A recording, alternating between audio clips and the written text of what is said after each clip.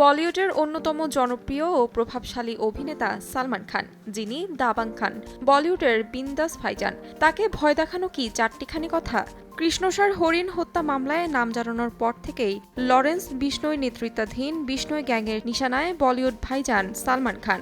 বারবার প্রাণনাশকের হুমকি পেয়েও দমে যাননি তিনি, বরং জীবনের ঝুঁকি নিয়ে ছুটে চলেছেন বিভিন্ন কাজে।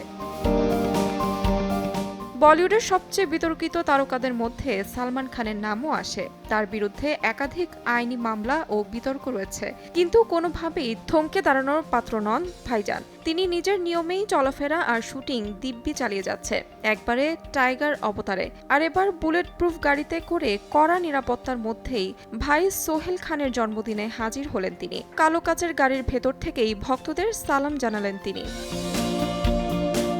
প্রাণনাশের হুমকি থাকা সত্ত্বেও ভাইয়ের সাবেক স্ত্রী বাবার মৃত্যুতেও দেখতে ছুটে গিয়েছিলেন। এমনকি বাবা সিদ্দিকীর মৃত্যুতেও থেমে যাননি তিনি। তবে আগের তুলনায় আরও জোরদার করা হয়েছে তার নিরাপত্তা। তাহমিনা তন্নি, সময় সংবাদ।